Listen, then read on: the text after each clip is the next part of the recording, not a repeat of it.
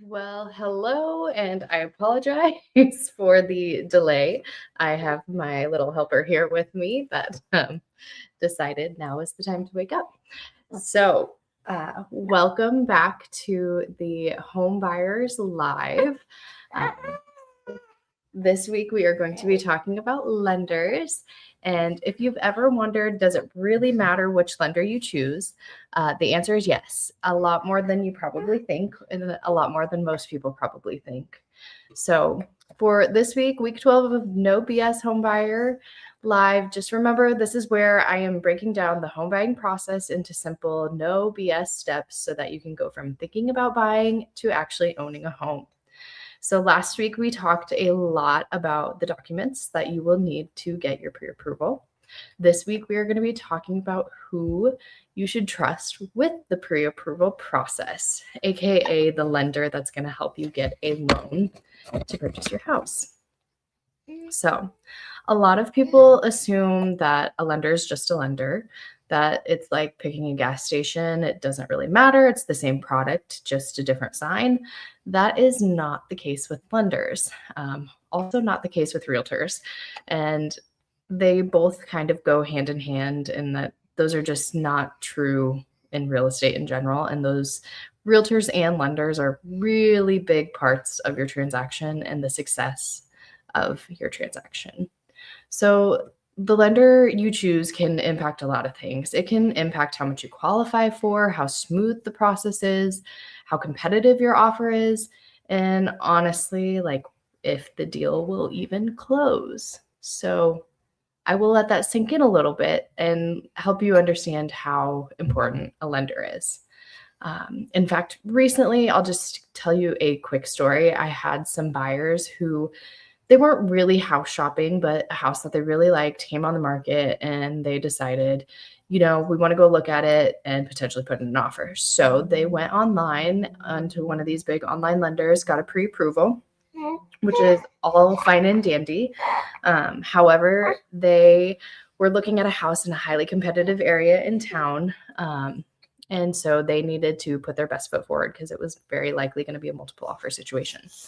So when I got the pre-approval letter, I was like, great, we've got it. We can send that in with the offer. And then I saw that it was FHA.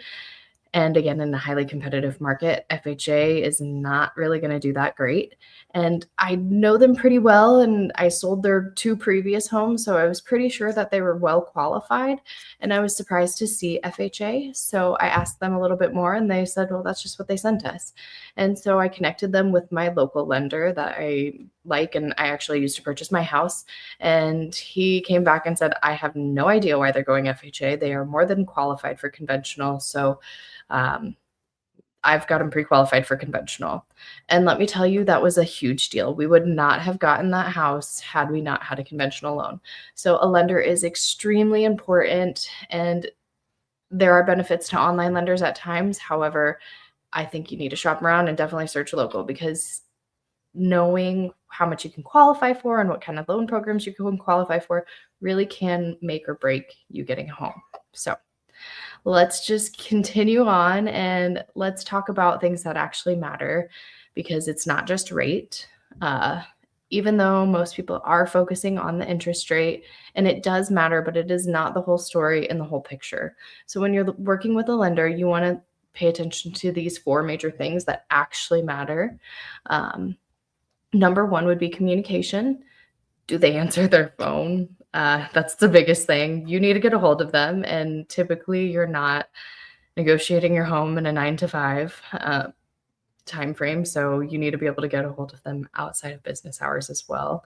And then additionally, in addition to answering the phone, they need to be able to communicate what you're doing and explain things clearly, because loans are a complicated process and you want to be informed and know what you're signing, because it is a very expensive thing you are buying, a house. Number two on the things that actually matter would be speed. Can they move quickly once you do find a house?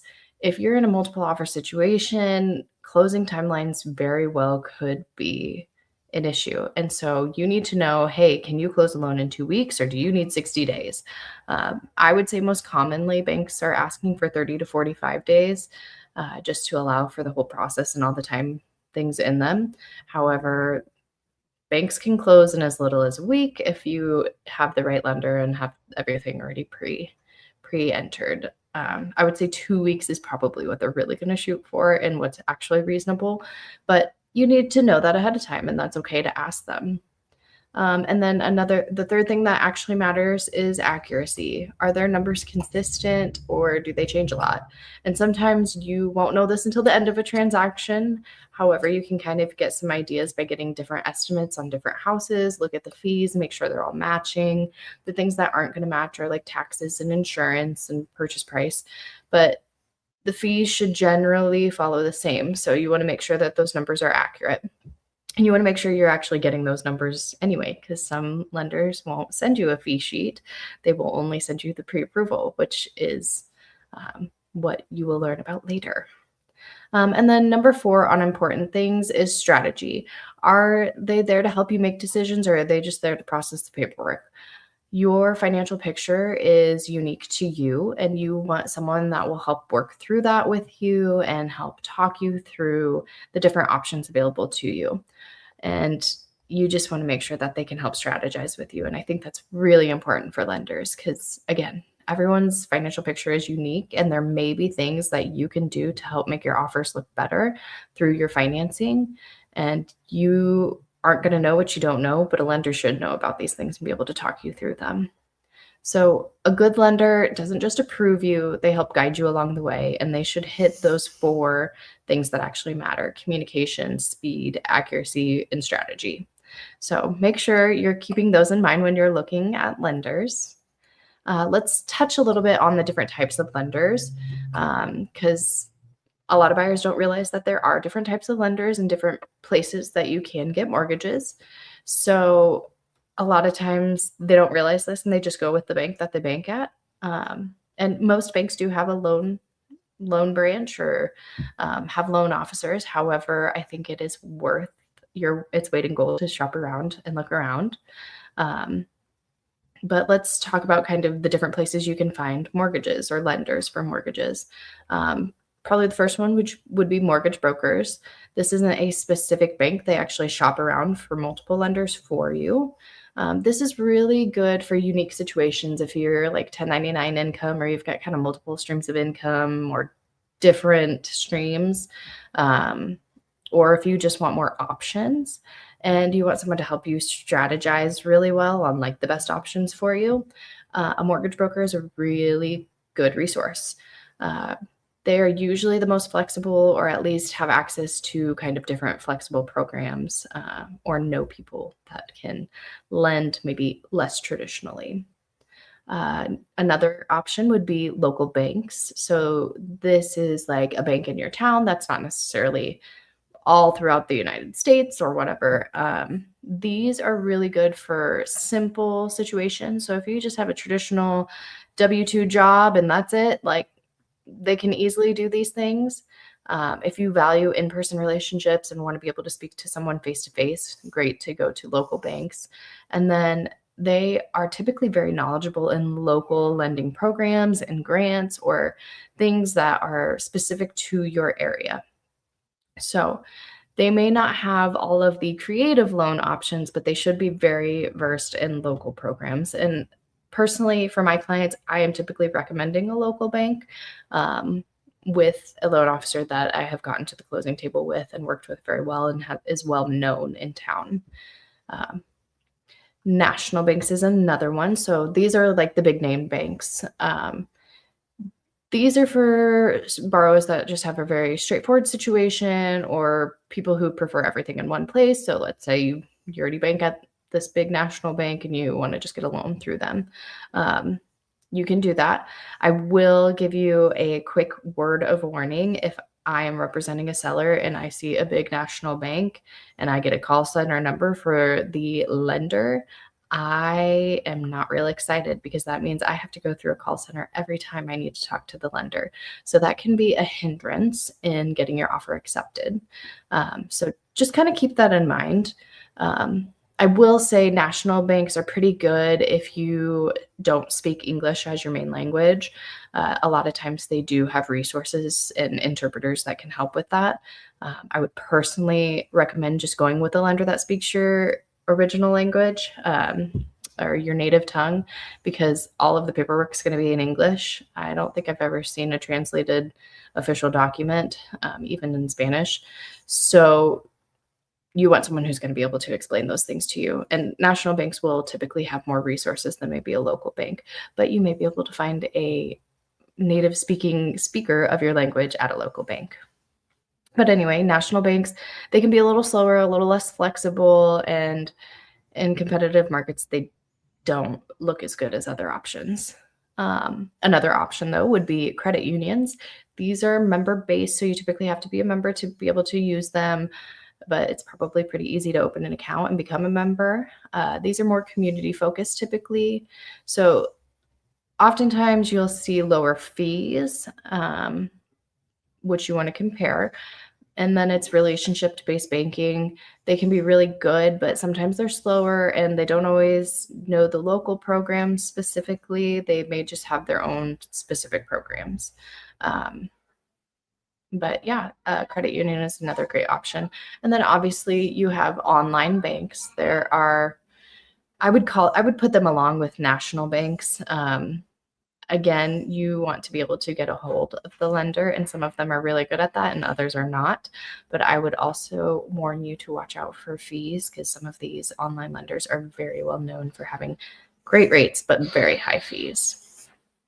All right. So the big takeaway from today's discussion is just that the best lender depends on your situation, not necessarily where your checking account is. So be sure to shop around. I recommend my buyers shop around at least 3 different places. You want to be looking at the rates and the fee sheets, because you might find, oh my gosh, I've got 0.5% off over here, but you've got $10,000 more in fees. Your break even on that is years and years and years. So you're probably better off paying 0.5% more and not all those fees. You got to evaluate for yourself. But I always recommend my buyers shop around for at least 2 to 3 lenders, just so you can actually compare something to the other, because you don't know what you're looking at unless you have something to compare it. So you just really want to do that. And I would always recommend doing it within 2 weeks, because then the hard pull only gets pulled once. Typically it's about 30 days. There's all kinds of credit, and I'm not going to get totally into it, but also just get it all done quickly, so that way you're not putting it off and putting it off and putting it off, and then eventually having 2 hard credit pulls. Let's talk about red flags to look for when working with lenders. Some of these are very common and things that I would just be a little hesitant about and would encourage me to continue to shop around. Slow responses or hard to reach. If you can't get a hold of them during a normal 9 to 5, don't expect to get a hold of them during a hot weekend when the best house on the market just came on and you're competing against 5 other offers. You're setting yourself up for failure. You want someone who is willing to respond to you, get their personal cell number, not the office line and you got to dial extension XXX. That's not going to work. So if they're slow to respond or hard to reach, keep shopping. And then if they're giving you really vague answers or kind of dodging questions, that should be a red flag. We are talking about a lot of money here, and you should be able to get clear answers on those things. Additionally, if you're getting your pre-approval and you only get the pre-approval, but you don't get the estimate sheet, that's a big, vague answer as to what's going on. So you should raise that red flag and be concerned. Only talking about rate and not the total cost kind of goes along with the rate sheet or the estimate sheet.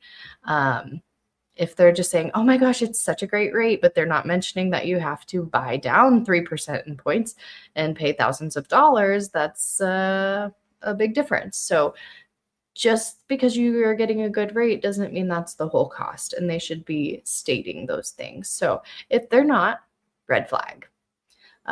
This one is kind of hard to know, but big changes in numbers later in the process.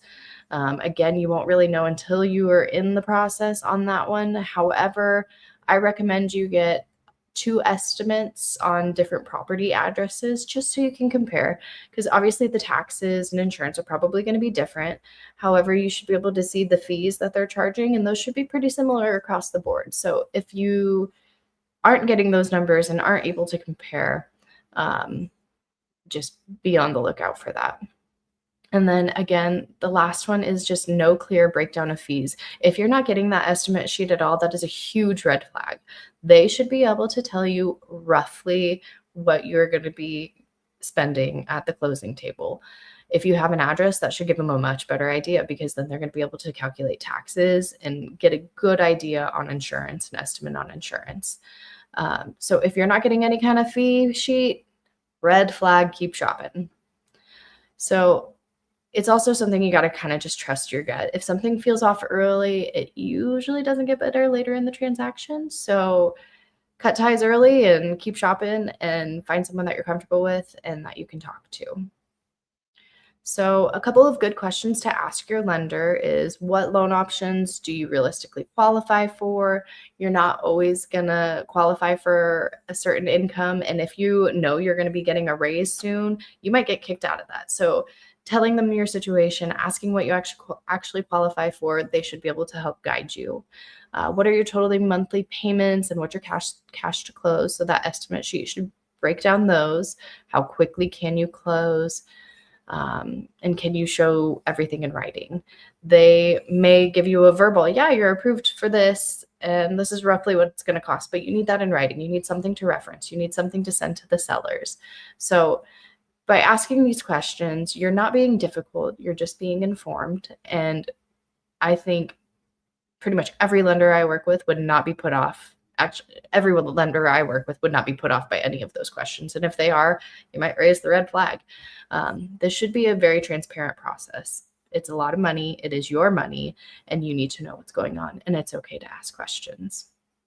So this brings me to working with the right team really, really matters. It helps you get to the closing table. Not all lenders are created equal, and not all lenders are a good fit for every buyer.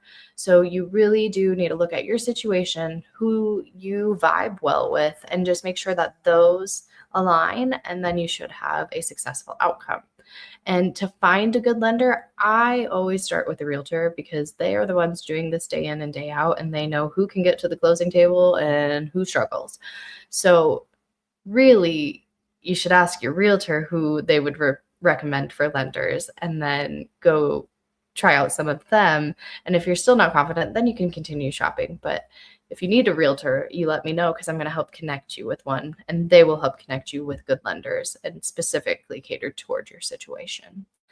So I think, especially in situations where you have like weird income, you definitely want some resources, and typically realtors will know some more creative financiers.